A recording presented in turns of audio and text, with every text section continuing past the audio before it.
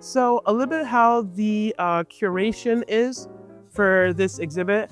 So I know when you first walk in here, a lot of the bigger pictures you see here are supposed to be a welcoming sign of just positive illustrations of Black people, right? And so we actually will start right around this area. So it's gonna be very different visually when we're seeing these amazing works of art positively portraying Black people.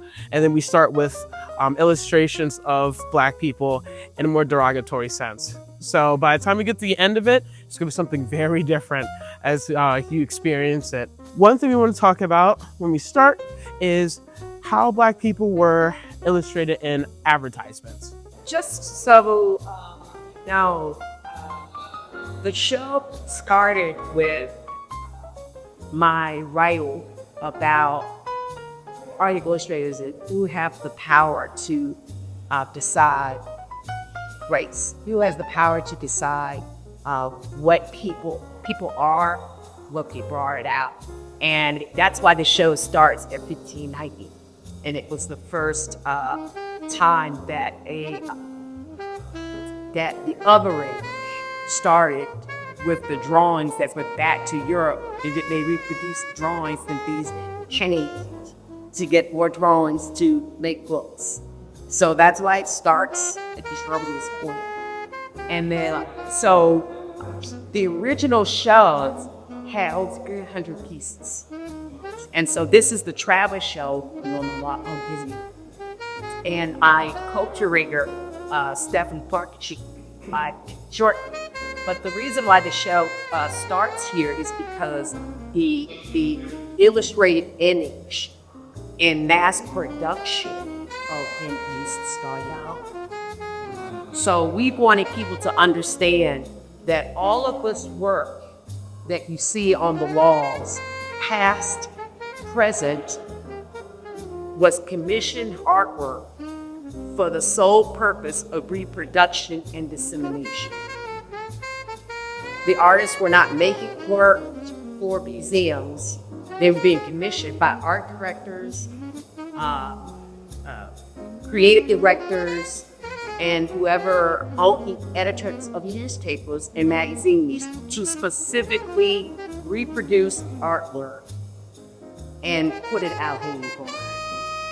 And so that's why, we were very intentional about showing the work this way, showing the kind of work that we showed, because they had the power to do all these things, imprint and disseminate and decide. Each book came from much publishers and went to certain states for certain reasons.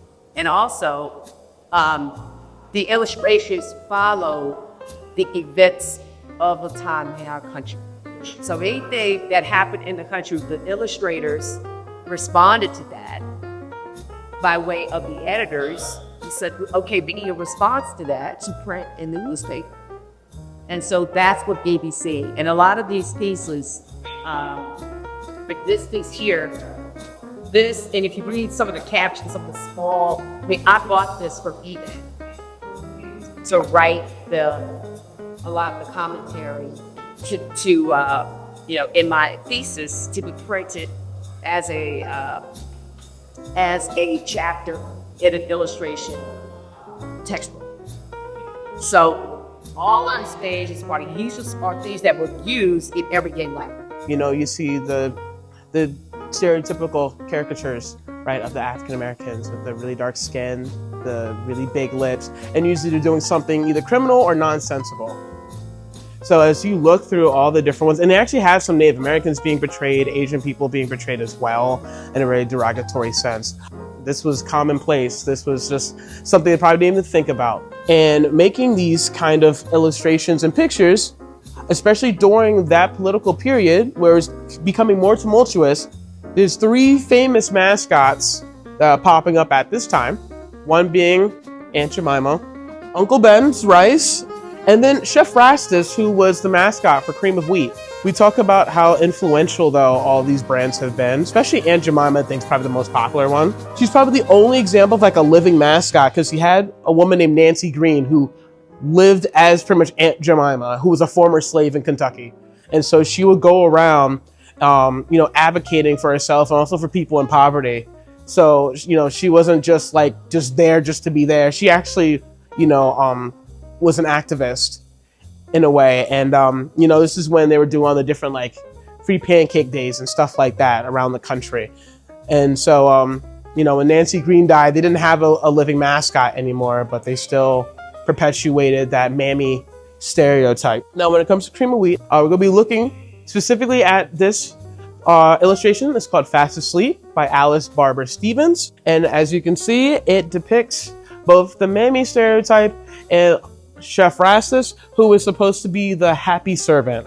So him and Uncle Ben are the happy servant stereotype. People consume in very different ways, and then they don't think about what you're consuming and how it affects different people visually. Just think about who do you think the target audience is? Why do you think they do them that way? What effect does it have on you? Look at some of the pieces of the Harlem Renaissance, and then you start to see Black artists and illustrators illustrating Black families. So all these are just illustrations of just Black children just being Black children. They're not being prey to any animal.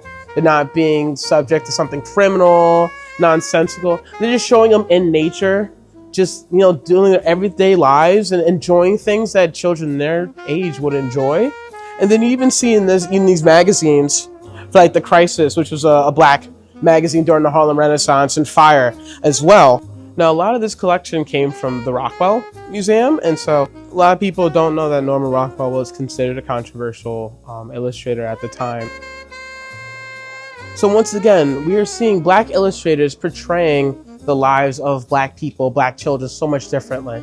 Even in the cover of Enter In, it's a Black and a white girl playing together in the same hula hoop.